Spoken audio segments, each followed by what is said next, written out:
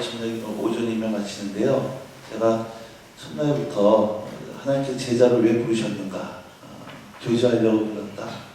교제한다는 건 주님과 대화하는 거다. 그러면서 대화하는 사람, 그 사람은 베데스다 사건을 염두에 두면서 매일매일 삶 속에 주님의 얼굴을 바라보고 동행하고, 그걸 훈련하기 위해서 우선순위가 예수님처럼 모세처럼 대가를 지불해야 된다.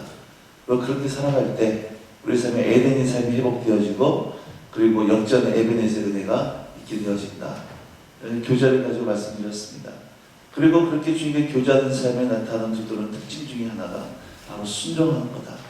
그래서 요단강을 건너고 여리고성을 무너뜨리는 삶, 그리고 주님의 깊은 교제 가운데 있는 그 사람의 삶 속에 주님의 교제를 방해하는 가사와 가드와 앗을 뽑아버리고, 그리고 그 신령이 주님 앞에 온전히 묶임 받아서 마음을 지켜야 되는 삶에 대해서 얘기를 했습니다. 그리고 이제 어제 저녁에는 그렇게 주님의 교제하는 삶에 나타나는 사역이 어떤 사역이 되어지나, 교제하는 사역이 되어진다 그랬는데, 그 사역은 바로 우리 삶을 통해 하나님의 나라가 이루어지는 거다, 이렇게 말씀드렸어요. 오늘 오전에는 그러면 그 주님이 원하시는 그 제자는 하나님이 어떻게 만들어 가시는가, 하나님의 제자를 만들어가는 아주 즐겨 생각하는 방법이 있다는 얘기예요. 그래서 주님께서 당신이 원하는 제자를 만들어가는 그 방법에 대해서 살펴보고, 오전에는 그 제자가 평생에 있어가지고 제자들이 모인 교회가 이제 어떻게 살아가야 될지 말씀을 보고 마치도록 하겠습니다. 28장 10절 다시 한번 10절 말씀 제가 읽겠습니다. 야곱이 브에르사바에서 떠나 하란으로 향하여 가더니 그래요. 이스라엘 지도를 보면요,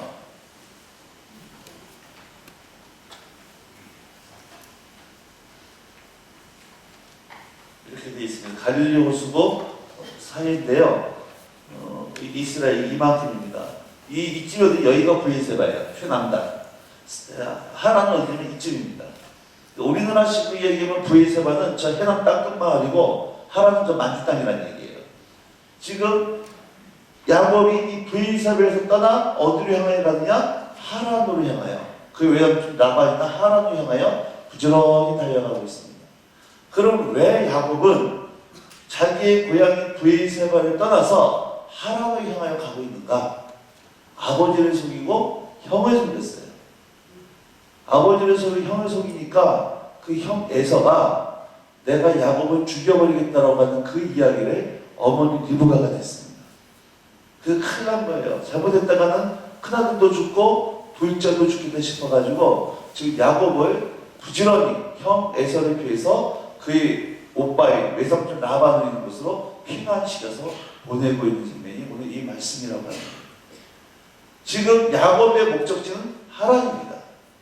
언제 그의 형이 그의 뒤를 쫓아와서 야곱을 잡아 죽일지 모르는 그런 다급한 가운데 뒤도 안 돌아보고 지금 부지런히 하란을 향해서 달려가고 있더라고 하는 거예요. 그런데 11절 말씀에 보면 한 곳에 이르러는 해가 진지라. 하란을 향해 부지런히 달려가고 있습니다. 형이 언제 쫓아 자기를 죽일지 모르는 그러한 위급한 상황 가운데 어느 한 곳에 이르렀는데 해가 진 거예요. 해가 지니까 더 이상 깜깜해서 갈 수 없는 환경 가운데 처하게 되어졌더라고요. 여러분, 우리가 살아갈 때도요, 원하지 않는 장소, 원하지 않는 때에 해가 질 때가 오는 것을 우리가 보게 되어집니다. 제가 대전에 있을 때 가르쳤던 한 자매는 영국의 유학을 준비하고 있었어요. 어플리케이션까지 다 하고 이제 비행기만 타고 영국 가면 돼요. 근데 그 와중에 아버지 회사가 부도가 나버렸습니다. 영국역을 다 준비해놓고 비행기만 타고 가려고 기다리고 있다가 졸지 아버지 회사가 부도가 나니까요, 이 자매는 영국 유학이고 뭐가 전부 다 포기를 해버리고 갈 수가 없어요. 편의점에 가가지고 알바를 해가면서 이제 그 돈 가지고 생활해야 되는 지경으로 빠져버리게 됩니다. 그 자매의 삶 가운데 해가 진 겁니다. 70평생을 건축업을 하신 장로님이 계셨습니다. 이분이 저한테 전화가 왔어요. 이렇게 말씀하시는 거예요. 목사님, 이번 주 금요일까지 은행에 어음을 막아야 되는데 자기가 은행의 어음을 막을 수 있는 능력이 안 된대요. 천상 부도가 나야 되고, 부도가 나면 자기는 경제사범으로 교도소에 갇혀야 되는데, 저한테 하는 얘기가 자기가 부도 나야 현장 속에 같이 써주면 안 됩니다. 너무 두렵다는 거예요. 그래서 그 70 먹으신 장모님 부도 나는 현장 속에 제가 같이 있어드렸어요. 그 장모님의 삶 가운데 해가 집니다. 제 삶에 있어서도 2006년도에 개전에서 사역을 하다가 건강이 너무 안 좋아서 더 이상 사역할 수 없는 지경에 처했을 때, 그때가 제 삶 속에 해가 질 때 또 한 경험이었어요. 여러분, 아마 모르긴 몰라도 지금까지 이렇게 살아오셨으면 인생에 한두 번쯤은 이렇게 원하지 않는 장소에 원하지 않는 시간대에 해가 지었던 경험들이 반드시 한두 번은 있으셨으리라고 생각되어집니다. 부부가 1년의 계획을 세우고 평생의 계획을 세워서 부정하게 목적지에 달려가고 있고, 뒤에는 경쟁이 쫓아오고 있는데, 원하지 않는 때에 원하는 장소에 부도가 난다든지 병이 든다든지 애들이 아프다든지 사기를 맞았다든지 이 모양 저 모양으로 해서 해가 질 경험이 한두 번쯤은 아마 있으셨지 않으셨을 것입니다. 야곱이 그렇게 해가 졌다. 자, 11절 말씀. 거기서 한 곳에 이르러 해가 진지라 거기서 유숙하려고 그곳에 한 돌을 가져다가 베개로 삼고 거기 누워 자더니 하는 거예요. 자, 여기서 거기서 유숙하려 할 때 거기가 어딜까요? 거기가 어디예요? 해가 진 곳. 거기가 호텔이에요? 광야예요? 그 광야인지 어떻게 알아요? 뭘 보고 졌기 때문에? 돌을 가져다가 샀어요. 돌을 가져다가. 여러분, 이스라엘의 광야는요, 낮에는 너무너무 덥고 밤에는 너무너무 추운 곳입니다. 이스라엘의 광야는 모자를 안 쓰고 그냥 걸어가면 100m만 걸어가고 사람이 쓰러져요. 그만큼 햇빛이 강합니다. 또 밤에는 너무너무 추워요. 하루 일교차가 30도가 됩니다. 그만큼 덥고 그만큼 추워요. 그래서 하나님께서 낮에는 구름기둥으로 밤에는 불기둥으로 이스라엘에서 인도해 주십니다. 강도의 위협이 있고 들짐승의 위협이 있고 배고프고 춥고 외롭고 물이 없고 황량하고 적목한 곳, 그것이 어디예요? 광야입니다. 모든 사람이 들어가기를 싫어하고 모든 사람이 있기를 거절하는 것, 그것이 바로 광야입니다. 거기서 돌베기를 하고 누워 잠을 자는 겁니다. 제가 보니까요, 어디가 광야냐? 해가 진 곳이 광야더라는 거예요. 해가 져보니까 다른 곳이 광야가 아니라 거기가 광야더라는 거예요. 제가 몸이 아파가지고 모든 사역을 내려보니까요, 딱 나타나는 현상이 있어요. 어떤 현상이냐? 제가 핸드폰을 지금도 1시간만 이렇게 딱 꺼놔도요, 핸드폰에 막 메시지하고 막 이런 수없이 들어와요. 정신없이 들어와요. 그런데 몸이 아파가지고 모든 사역을 딱 내려보니까 일단 핸드폰이 안 들어와요. 메시지가 안 와요. 사람들이 안 찾아와요. 사람들한테 잊혀져가는 존재가 돼요. 광야예요. 몸은 아픕니다. 몸이 아프니까 경제적으로 어려워져요. 경제 어려운 사람이 잊혀져 갑니다. 그러다 보니까 오히려 더 몸이 아프고 힘들면 더 부부가 이렇게 좀 애틋하게 이렇게 챙겨줘야 되는데, 이상하게 허겁는데 아프게 집에 있으니까 자꾸 부딪히는 거예요. 부부관계가 또 이렇게 썩 평탄하지 않는 거예요. 갈등이 생기고. 거기가 광야다. 여러분, 그런 적 있나 모르겠습니다. 누군가가 정말 좀 이렇게 좀 만나고 싶어요. 얘기 좀 하고, 별 얘기 좀 하고 싶고, 어디 기대고 싶고, 좀 위로받고 싶은데, 제 핸드폰에 보면 2,000명이 저장돼 있거든요. 그래가지고 핸드폰에 주소록 쭉 보면서 누구랑 통화해서 영화 좀 만나볼까, 식사 한번 해볼까 쭉 하는데요. 다 싫어하는 건 아닌데, 딱히 만날 사람이 없네요. 그런 경험이 있는지 모르겠어요. 핸드폰에 저장된 사람은 많고, 아는 사람은 많은데, 그때 그 시점에 딱히 만나서 이렇게 얘기할 만한 사람이에요. 방해하더라고요.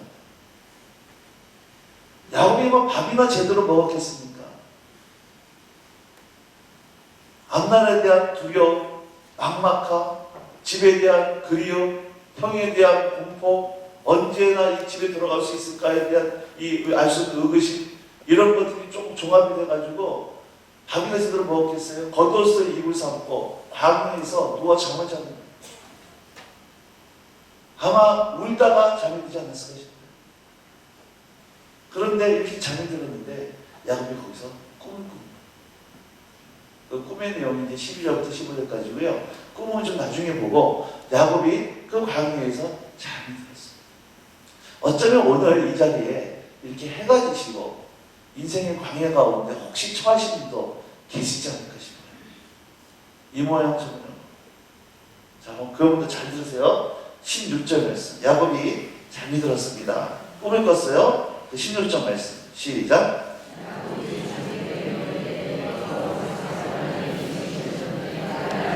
다시 한번 읽으세요. 시작. 야곱이 잠이 깨어 이르되 여호와께서 과연 여기 계시거늘 내가 알지 못하였다. 여호와께서 과연 여기 계시거늘 내가 알지 못하였다. 다시 한번. 여호와께서 과연 여기 계시거늘 내가 알지 못하였다. 여러분, 이 말씀을 통해 알 수 있는 것은 야곱은 하나님이 어디에만 있는 줄 알았다는 거예요. 브에세만 있는 줄 알았다는 거예요. 야곱은 소위 말하는 모태신앙입니다. 기도 못해, 전도 못해, 아무것도 못해, 아주 모태신앙이었어요. 할아버지가 아브라함이고요. 아버지가 이삭입니다. 경건한 부모를 뒀던 신앙의 명문가분이에요. 그런데 이 야곱은 사기꾼. 하나님 알지 못하고 자기의 목적을 위해서 수단과 방법에 가리지 않았다. 그것이 바로 야곱이었다. 부모님이 믿는 하나님, 야곱하고는 아무런 상관이 없었어요. 그랬던 야곱이 이제 광야에 홀로 처해 있을 때, 아무도 없는 해가 바로 그곳에 있을 때, 그때 거기서 하나님을 만나고 주 영성을 듣는 겁니다. 그러면서 하는 첫 번째 고백이 뭐냐? 여호와께서 과연 여기 계시거늘 내가 알지 못했다는 거예요. 오늘 여러분 인생의 광야 가운데, 사업의 광야 가운데, 건강의 광야 가운데, 자녀 때문에 이 모양 저 광야 가운데 있으면 꼭 기억하세요. 거기 하나님 계십니다. 여러분 혼자 아니에요. 하나님 거기 계세요. 여러분 광야에 있을 때 느끼는 딱 절망감이 뭐냐면 하나님도 나를 예민할 것 같은, 어느 누구도 나의 깊은 외로움을 이해하지 못할 것만 같은, 철저히 나 혼자 생각되는 그 지독한 외로움 가운데 꼭 기억하시라는 거예요. 하나님 거기 계십니다. 나 혼자 아니에요. 여호와께서 과연 여기 계시오. 내가 알지 못했다. 그러면서 야곱이 뭐 하는 거예요?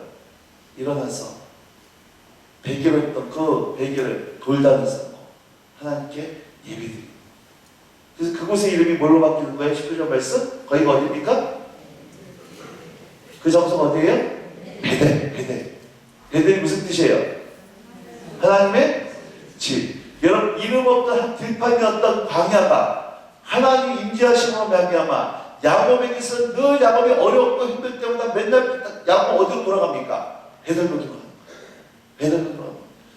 그 야곱이 처음 하나님 만났던 바로 그 장소, 그 인생에 있어서는 베델이 되어집니다. 그 인생이 성지가 되어지는 거예요. 그러면서 그는 베델로 돌아가는, 하나님의 집으로 바뀌어지는 역사가 되어지더라고요.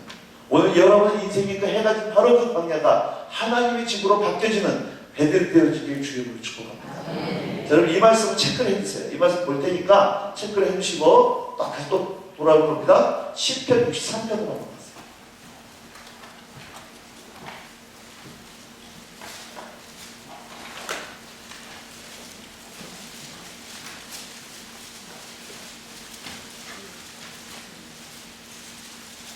시편 63편입니다.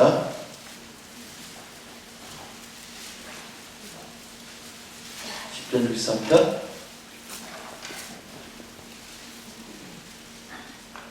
시편 63편 누가 지은 시예요? 다윗의 시죠? 다윗이 어디 있을 때 지은 시입니까? 유다 광야에 있을 때 지은 시예요. 자, 그러면 이 다윗이 어디 있을 때 어떤 시를 염두에 두고 이 시를 읽어야 되는 거예요. 자, 읽겠습니다. 1절에 하나님이여 주는 나의 하나님이시라. 내가 간절히 주를 찾되 물이 없어 마르고 황폐한 땅에서 내 영혼이 주를 갈망하며 내 육체가 주를 앙무하나이다. 여기서 물이 없어 마르고 황폐한 땅. 여기가 어디예요? 이게 광야예요. 광야. 광야는 물이 없습니다. 말랐습니다. 황폐한 땅이에요. 그 물이 없고 마르고 황폐한 땅 광야, 유다 광야에서 다시 누구 찾고 있어요? 하나님을 찾고 있어요. 여기서 내가 간절히 주를 찾는데 이 간절이란 말이요, 새벽에 해라고 뜻입니다. 주님을 찾으면서 너무 간절했기 때문에 새벽 이쯤부터 다윗은 하나님을 찾았다. 자, 이렇게 물이 없고 마르고 황폐한 땅 광야에서 다윗이 하나님을 갈망하고 주님을 찾았을 때에 2절 말씀, 내가 주의 권능과 영광을 보기 위하여 이와 같이 성소에서 주를 바라보았나이다. 잘 보셔야 됩니다. 이 말씀, 내가 주의 권능과 영광을 보기 위하여 이와 같이 어디에서? 성소에서 주를 바라보았나이다. 여러분, 성소가 어디가 성소예요? 성소가 하나님이 임재하고 계신 것이 성소입니다. 늘 하나님 임재하셨어요. 근데 잘 보세요. 다윗이 어디에서 주를 바라봤대요? 성소에서 주를 바라봤대요. 근데 이 시는 다윗이 어디 있을 때 지은 시예요? 광야에 있을 때 지은 시예요. 물이 없고 마르고 황폐한 땅에서 다윗이 지금 사울에 쫓겨다닐 때에 바로 그 성소에서 하나님을 바라봤는데, 하나님을 찾았는데 다윗이 어디에서 하나님을 바라봤다는 거예요? 성소에서. 그 다윗에게 있어서는 어디가 성소였다는 얘기입니까? 광야가 성소였다. 물이 없고 마르고 황폐한 땅, 모든 사람이 가기를 싫어하고 두려워하고 거절하는 바로 그 광야가 다윗에게 있어서는 하나님의 임재를 경험하는 성소로 바뀌어졌다. 야곱에 있어서 광야는 베들 하나님의 집이요, 다윗에게 있어서의 성소는 하나님이 임재하시는 성소였다. 자, 여러분, 시편은 시예요. 소설이 아닙니다. 논문이 아니에요. 그럼 시는 어떻게 읽어야 돼요? 시처럼 읽어야 돼요. 시를 논문처럼 소설처럼 읽으면 안 된다는 얘기예요. 시를 읽을 때는요, 시는 읽을 때 분석하는 게 아니라 시는 느껴야 됩니다. 시는 이렇게 읽으면서 이 시가 어떤 분위기인지 어떤 느낌을 느껴야 돼요. 지금부터 제가 3절부터 7절까지를 시를 낭독을 해드릴 테니까 여러분 시를 읽을 때 뭘 느끼려고 하냐면 분석하려고 하지 말고 이 시에서 느껴지는 분위기가 어떤 분위기인가 요것만 한번 느껴보세요.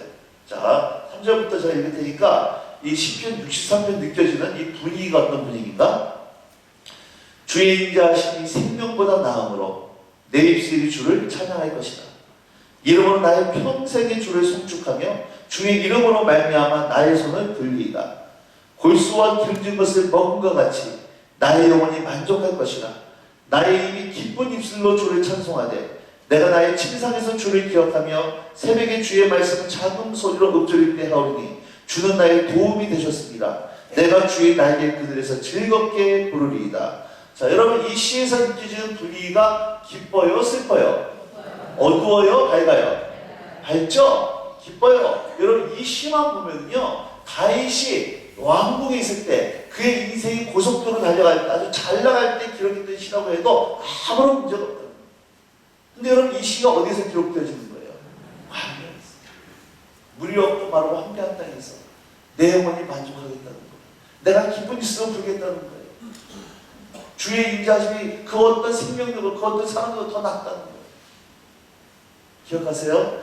다윗에게 있어서의 광야는 사람들 보기엔 저주와 슬픔과 실패의 장소였지만 그는 하나님의 임재를 경험하는 성소로 바뀌어졌단 말이에요. 하나 더 보겠습니다. 누가복음 1장이에요. 누가복음 1장 80절. 누가복음 1장 80절. 어떤 분들은 누가복음 1장에 80절까지 있다는 사실을 아마 처음 하신 분들이 있을 거예요. 누가복음 1장 80절입니다.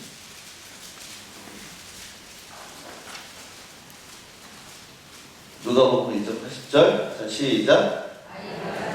심령이 강하여지며 이스라엘에 나타난 날까지 빈들의 세례 요한 얘기입니다. 세례 요한이 아이가 자라며 심령이 강하여지며 이스라엘에게 나타난 날, 이게 무슨 뜻이냐면 하나님께서 세례 요한을 이제 공적인 사역, 역사의 무대 가운데 등장시키는 그날까지 어디서 자랐다? 광야 빈들에서 있었다는 거예요. 자, 근데 3장 2절로 한번 가보실까요? 3장 2절. 누가복음 3장 2절입니다. 다 찾으셨으면 한번 읽어볼까요? 시작. 안나스와 가야바가 대제사장으로 있을 때에 하나님의 말씀이 빈들에서 사가랴의 아들 요한에게 임한지라. 자, 세례 요한에게 하나님의 말씀이 임했던 장소가 어디였다? 빈들, 광야였다. 세례 요한이 신학교에 있을 때 하나님의 말씀이 임한 게 아닙니다. 그가 아버지 집에 있을 때, 인생이 잘 나갈 때, 모든 게 잘 나갈 때 하나님의 말씀이 임했던 것이 아니라 그 광야에 있을 때 하나님의 말씀이 세례 요한에게 임했다는 거예요. 그렇다고 하면 세례 요한에 있어서 광야는 어떤 장소였느냐? 하나님의 말씀이 임하는 그를 훈련시켰던 선지학교, 광야학교, 신학교였다는 겁니다. 히브리 말이 참 재밌는 게 뭐냐면요. 참고로 알아두세요. 이 히브리 말이 재밌는 게 뭐냐면 자음은 있는데 모음이 없어요. 무슨 얘기냐? 우리나라식으로 얘기하면 기역, 미은, 디귿이 있는데 아예 어려가 없다는 얘기예요. 그럼 이거 읽을 수가 없어요. 나중에 후대 학자들이 모음을 만들어서 읽기 시작했습니다. 그래서 지금도 하나님이라는 이름이요, 여호와들이 알지 지금도 정확히 몰라요. 이 구전된 대로 보기 때문에. 자, 그러면 보세요. 기역된 디귿에 모음을 R을 붙이면 가나다가 되고 O를 붙이면 고도도가 되는 거예요. 모음을 어떻게 붙이냐에 따라서 가나다가 되기도 하고 고도도가 된다는 얘기예요. 재밌는 얘기가 뭐냐면 히브리 말에 있어서 이 말씀이라고 하는 단어를, 여보세요?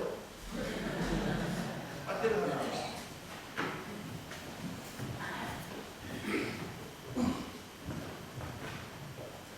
고맙습니다. 이게 좀 간지나네요. 그 말씀이라고 하는 단어하고요, 광야라는 단어가 똑같아요. 이해되시겠어요? 똑같은 자음인데 모음을 어떻게 붙이냐에 따라서 광야가 되기도 하고 말씀이 되기도 한다는 거예요. 자, 절 따라서 하세요. 광야는 하나님의 확성기다. 네, 광야는 하나님의 확성기다. 하도 이 사람이 하나님의 음성 듣지 않고 지 마음대로 살아가다 보니까 하나님께서 광야로 보내는 거예요. 광야로 들어가서야 그때 비로소 하나님 음성을 크게 들을 수 있다는 거예요.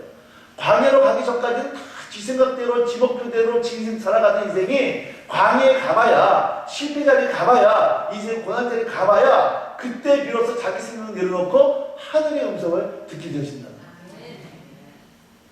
여러분, 하나님이 사용했던 모든 사람들은요 반드시 광야 학교를 통과했습니다. 하나님의 손에 쓰임받은 사람 중에 광야를 통과하지 않는 사람이 없었어요. 광야 통과하지 않고 왕이 됐던 사울 망했습니다. 광야 통과하지 않고 사사가 됐던 홈리아 비나스 망했어요. 그러나 역사 이래로 하나님의 손에 쓰임받던 모든 사람 치고요, 이 광야 학교, 성리학교에 통과된 사람이 아무도 없다는 거예요. 그래서 광야는 하나님의 당신의 백성들을 만들어가는, 즐겨 사용하시는 하나님의 광야 학교, 성령의 학교다라고 하는 거예요. 야곱에게 있어서 광야는 베델, 하나님의 집이었고, 가인에 있어서 광야는 하나님이 임재하신 성소였고, 세례에 있어서 광야는 하나님의 말씀이 오는 신학교였다는 거예요. 자, 그런 의미에 있어서 다시 이제 오늘 본문으로 창세기 28장으로 한번 돌아가 보는 겁니다. 이걸 관점을 가지고 이제 창세기 28장 한번 읽을 거예요.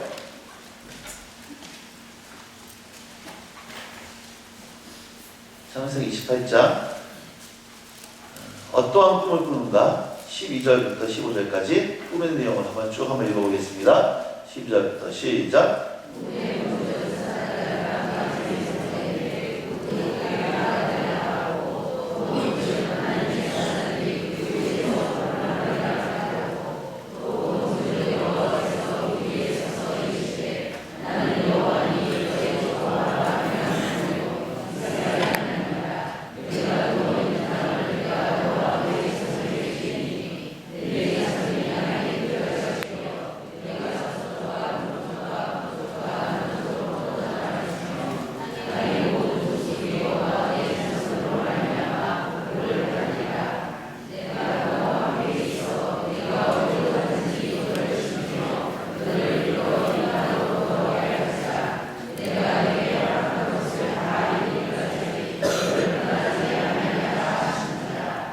자, 여러분, 이 꿈의 내용은 제가 구체적으로 설명 안 하겠고요. 이런 내용이에요. 하나님께서 야곱 보고 내가 이 땅을 너한테 주겠다는 거예요.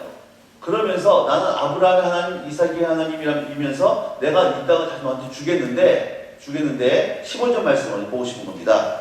뭐라고 약속하냐? 내가 너와 함께 있어 네가 어디로 가든지 너를 지키며 너를 이끌어 이 땅으로 돌아오게 할지라. 내가 너에게 허락한 것을 다 이루기까지 너를 떠나지 아니하리라 하신지라. 이 말씀은 지금 이 얘기예요. 네가 지금 하나님에 가고 있지만 내가 너와 함께 할 거야. 내가 너를 돌볼 거야. 너를 다시 이 땅으로 돌아오게 할 거야. 내가 너를 향한 계획이 다 이룰 때까지 내가 너를 반드시 떠나지 않을 거야 하는 거예요. 제가 이 말씀을 묵상하다가요, 약간 할 때 또 이제 마음이 어려워지기 시작했어요. 하나님이 좀 삐치기 시작했습니다. 왜냐면은 지금 하나님께서 야곱과 뭐 하시겠다는 거예요? 함께 하시고 그를 지키시고 다시 이 땅으로 지금 네가 떠나가지 다시 이 땅으로 돌아오게 하겠다는 거죠. 그럼 다시 돌아오게 할 수 있어? 아니 처음부터 보냈지 말지. 보내는 건 뭐고 돌아오게 하는 건 뭐냐는 거예요. 이게 저한테 하나님께 은근히 좀 열받기 시작했습니다. 왜냐면 아니 내 인생의 부도를 회복할 수 있는 처음부터 부도를 내지를 말고 치유할 수 있는 처음부터 병을 주지를 말고 어려움을 해결했으면 저도 어려움을 주지 않으면 되지. 부도 나게끔 하는 건 뭐고 병 나게끔 하는 건 뭐고 회복시키는 건 뭐냐는 거예요. 제가요 이 몸이 아플 때 사람들이 이제 저를 위로한다고 그런 얘기를 이제 종종 하셨습니다. 아유 하나님께서 천국사님을 사랑하시는 모양이에요. 이렇게 어렵고 힘드니까 이게 시간 지나면 전문같이 나올 겁니다. 이렇게 위로를 하시더라고요. 근데 죄송하면 이런 얘기해서 죄송한데 저는요 좀 해보고 싶었어요. 아니 솔직하게 말해서 나 전문같이 안 나와도 좋으니까 이런 거 없었으면 좋겠다. 죄송해요. 목사가 믿음 없어서 죄송한데 솔직하게 말해서 나 정말 전문같이 안 나와도 좋고 나는 안 살면 좋으니까 정말 몸 안 아팠으면 좋겠더라고요. 근데 저만 그래요? 여러분들 그래요? 그런 사람이요 솔직하고 네가 그럼 당해보지 이런 마음이 생겨요. 어떤 사람이 더 위로가 되냐? 그런 얘기를 하는 사람이 위로되는 게 아니라 손잡으면서 힘들지 내가 밥 사줄게. 이 사람이 더 위로가 되어지죠. 그런 얘기는 위로가 되더라고요. 그런데 사실 그게 정답이었어요. 그건 정답이에요. 여러분 하나님은 지금 아브라함과 이삭과 야곱을 통해서 하나님의 이스라엘 전 인류의 구원 계획을 이뤄가려고 야곱을 선택한 겁니다. 근데 이 야곱이 사기꾼이에요. 하나님의 도구로 쓰기에는 지금 다듬어지질 않았어요. 그래서 하나님은 먼저 야곱부터 다듬으시고 그 야곱을 통해서 전 인류의 구원이 이뤄가기 위해서 구속사를 이뤄가기 위해서 야곱을 좀 훈련시키고 있는 겁니다. 그래서 뭐 하는 거예요? 지금보다 더 지독한 라반을 만나게 하는 거예요. 20년 동안 뺑뺑이 돌게 하는 겁니다. 야곱도 사기꾼이었는데 라반은 야곱보다 더 심한 사기꾼이었어요. 그러니까 하나님께서요 사람을 훈련시키는 데는 반드시 왕도가 없어요. 인생 직지가 사람 막대기를 통해 훈련시키는 겁니다. 여러분 이런 분들이 있어요. 어떻게 이 아산 땅에도 수많은 교회가 있는데 어떻게 저희가 우리 교회 들어오냐. 또 해변은 또 같은 셀이네. 이런 사람이 있을 거 아니에요. 말하면 딱 떠오르는 사람 있죠. 또 옆산 쳐다보지 마세요. 오해할 수 있으니까. 여러분 그런 사람이 있다고. 그 사람이 여러분 사실은 나를 훈련시키는 하나님의 천사인 줄로 믿으셔야 됩니다. 옆 사람 보고 얘기하세요. 네가 나의 천사였군요.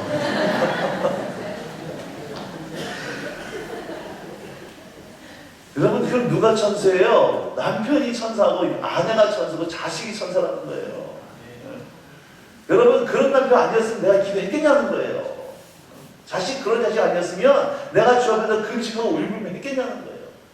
근데 그 사람 때문에 그것 때문에 저렇게 울고 하다 보니까 누가 다듬어지냐? 내가 다듬어지더라고요. 내가 다듬어져요. 하나님이 기가 막히게 만나게 하신 줄로 믿으시기 바랍니다. 이거예요. 자, 여러분 신명기 8장 하나 나오세요. 신명기 8장. 하나님의 비밀이 있습니다. 신명기 8장.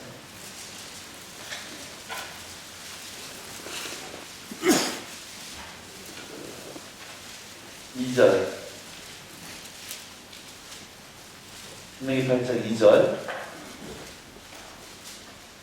같이 한번 읽어볼까요? 시작. 내 하나님 여호와께서 이 40년 동안에 내게 광야 길을 걷게 하신 것은 잘 보세요. 하나님께서 이스라엘 백성들로 하여금 광야 길에 걷게 하셨다는 거예요. 이스라엘로 하여금 광야를 걷게 하신 분이 누구란 얘기입니까? 하나님이 걷게 하셨어요. 하나님께서 광야 길을 걷게 하셨기 때문에 광야는 하나님 목적이 있다는 얘기입니다. 뜻이 있다는 얘기예요. 그래서 광야는 영원하지 않다고 하는 거예요. 여러분 삶 가운데 광야 길을 지금 걷게 하신 분들, 여러분들이 뭔가 잘못돼서 죄송합니다. 뭔가 재수없어 간 게 아니라 누가 걷게 하셨다는 거예요. 하나님이 걷게 하셨기 때문에 그 광야는 뜻이 있고 끝이 있다는 거예요.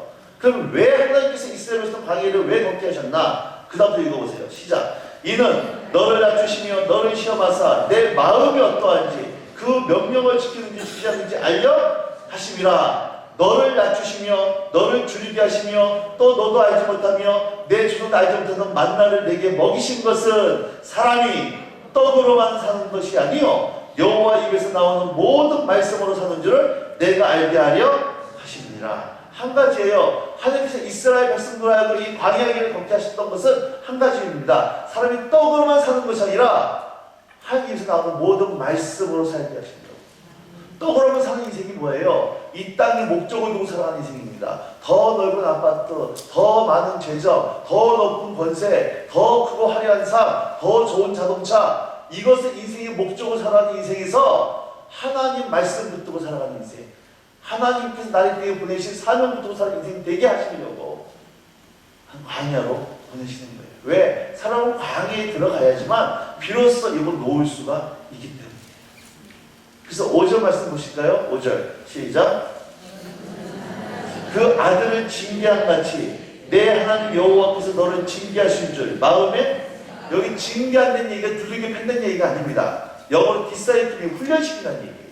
저는 저희 아들을 정말 강하게 키우고 싶어서 훈련시킵니다. 그래서 힘에서 말씀해 보면 너희 가운데 하나님의 징계가 없으면 뭐라 그랬어요? 사생자라고 했어요. 사생자. 좋은 자식이라는 겁니다. 여러분 인생 가운데요, 야, 내 삶에서는 지금까지 한 번도 하나님의 이 고난도 없었고 정말 내 인생은 너무나 잘된 인생을 살아왔다. 여러분 100% 사생자입니다. 확실하게 한 게 버린 자예요. 그럴 수가 없어요. 하나님 앞에 당신의 사랑하는 자녀라고 그러면 하나님 반드시 우리 인생 가운데 훈련이 들어오기 시작해요. 그래서 여러분 예수 믿으면 만사형통해서 잘 된다. 여러분 거짓말에 그럴 수 없습니다. 오히려 예수를 믿기 때문에 남들처럼 여러분 그렇게 잘하지 못하고 때로는 괴로운 일이 참 많은 거예요. 왜? 하나님께서 그 인생의 구비구비를 통해서 내 삶의 세상적인 육신의 욕정을 깨트려버리고 하나님 말씀 붙들고 사는 인생 만들게 하시기 때문이라고. 자, 이제 결론입니다.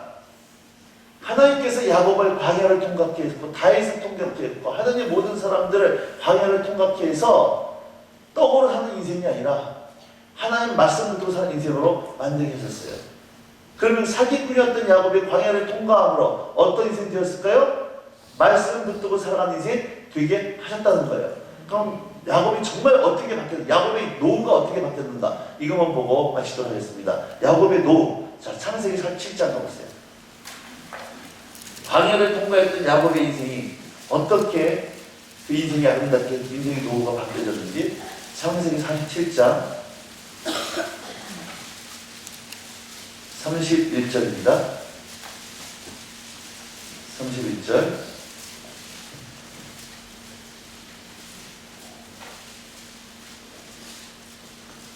창세기 47장 31절 시작.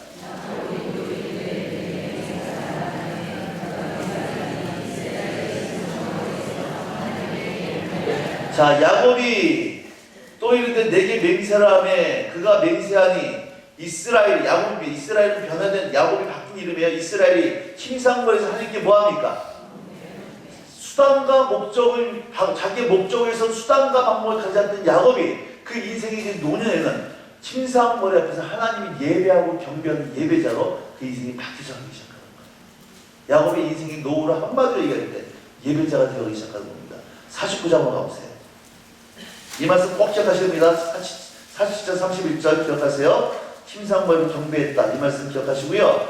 49장은 야곱이요, 그가 죽을 때 12명의 아들에게 유언하는 장면입니다. 기억하세요. 49장은 누가? 야곱이 12명의 아들은 뭐하는 장면이다? 유언인데 유언은 예언이었어요. 자, 요셉에게 뭐라고 예언한가 보세요. 26절입니다. 40분에 26절. 요셉에게 하는 예언 중에 한 부분입니다. 26절. 제가 읽을게요. 내 아버지의 축복이 내 손주의 축복보다 낫다 그럽니다. 여기서 말하는 너의 아버지가 누굽니까? 누구예요? 야곱 자기예요. 자기. 야곱 자신입니다. 너의 아버지, 바로 나 야곱이 받은 축복은 내 손주의 축복. 그게 누구예요? 아브라함과 이삭이 받은 축복을 합한 것보다도 사기꾼이었던 나 야곱이 받은 축복이 더 많은 축복을 내가 받았다는 거예요.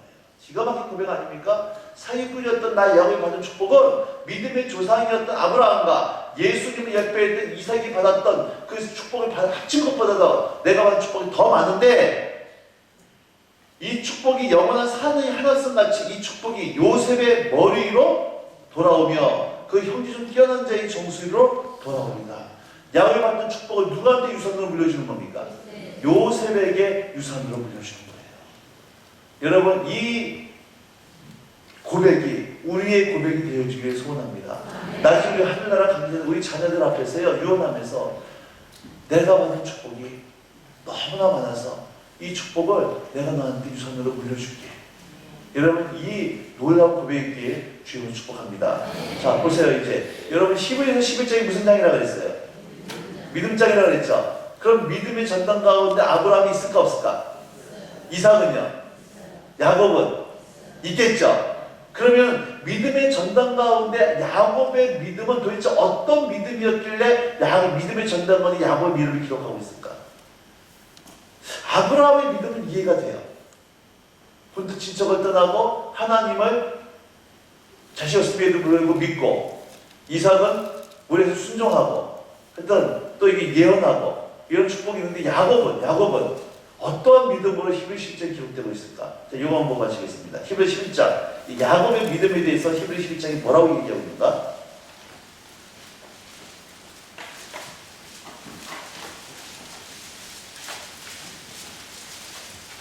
신학적인 내용이 있긴 하지만 그냥 문명만 보도록 하겠습니다. 히브리서 11장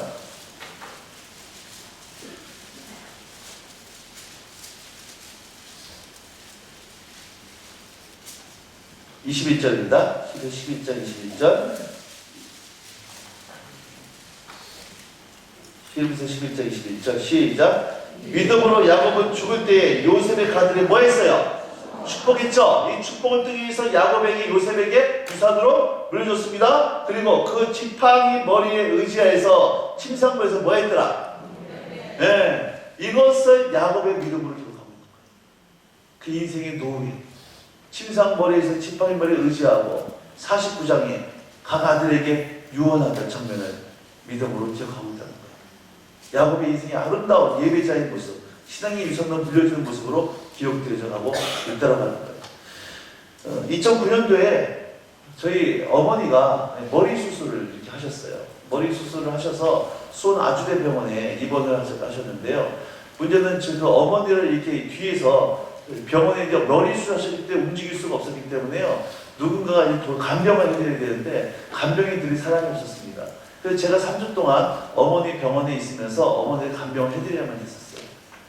근데 이제 어머니가 3주 동안 머리 수술을 하시고 병원에서 딱 퇴원하고 나오는 바로 그 다음날, 오늘 퇴원했으면 내일, 어제 퇴원했으면 오늘, 저희 아버님이 차를 운전하고 가다가 허리 디스크가 터져가지고요, 바로 또 응급실에 또 실려가 버렸어요.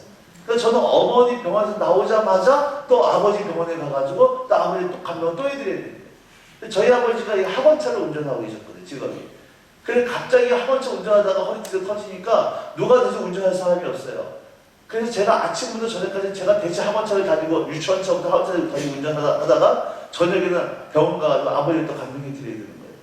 근데 그 와중에 제가 말씀드렸던 저희 큰아들 녀석이 틱이 오고, 둘째들 녀석이 언어장애 오고, 셋째 딸이면 불병 오고, 아내가 머리카락이 다 빠져버리는 게 된 거예요.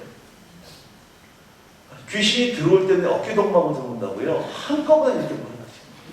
보면 좋은 일은 각각 생기는데 안 좋은 일은 연달아서 오잖아요.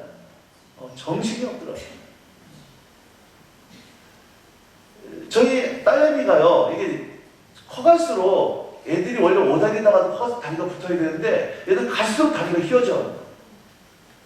둥그렇게 하자는 거예요. 뒤뚱이 오기 시작하는 거예요. 이상하다, 이거 왜 이러지? 싶어가지고 애들이 정형외과 내려가지고 엑스레이 찍었습니다. 엑스레이 찍었는데 의사가 하는 얘기가 딱 10도 부더니만 딱 하는 얘기가 큰 병원 가보세요. 그러는 거예요. 그래가지고 저는 이제 그때 마침 아버지 저희 병원에 누워 계셨기 때문에 아버지 학원차를 운전하고 있었기 때문에 저희 아내가 애를 데리고 이제 대학병원 큰 병원 가가지고 이제 검사를 받은 겁니다. 운전하고 있는데 아내한테 전화가 왔어요. 근데 울먹울먹 하는 거예요. 이런 얘기를 하는 겁니다. 여보 대학병원 갔는데 의사가 그러는데 두 가지 중에 하나래. 하나는 골이염성 질환을 해가지고 뼈가 시멘처럼 튼튼해야 되는데요. 이 모래알처럼 돼 있어가지고 부딪히면 부러지는 병이에요. 이게 난치병입니다. 한국에는 몇 명 없대요. 그 골이염성 난치병이든지 아니면 구름병이라 해가지고 비타민 D가 없어서 꼽추가 되어지든지 이 다리가 되어지고 노틀담의 꼽추 다 구름병이거든요. 이거 다리가 휘어지는 그 병인데 둘 중에 하나인데 정맥 검사를 해봐야 된다는 거예요. 그래서 아내가 울먹울먹해서 울어요. 그러면 하는 얘기가 여보 우리 애기 이거 난치병이면 어떡해. 그래서 나 너무 무섭다고 울기 시작하는 거예요. 저도 뭐 운전하면서 저도 뭐 이렇게 어떻게 할 수 없으니까는 저만 흔들 수 없으니까 괜찮다고 딴 병원 가보자고 아니 위로해주고 전화를 끊었어요. 그 다음에 날짜를 정해서 다른 대학병원에 찾아갔습니다. 그래서 검사를 해보니까 결론은 똑같았어요. 두 가지 중에 하나입니다. 정밀 진단을 해봐야 되는 거예요. 정확한 진단이 나오는 겁니다. 그날이 12월 20일이었어요. 정밀 진단은 보름 후에 1월 5일 날에 나와요. 이 보름 동안요. 결과는 보름 동안 정말 사람 피해를 많이 들어요. 애가 만약에 난치병이면 어떻게 할까? 한국에서 살 수는 있을까? 얘를 어떻게 키워야 될까? 왜 입에 가야 되지 않을까? 별생이 가나기 시작합니다.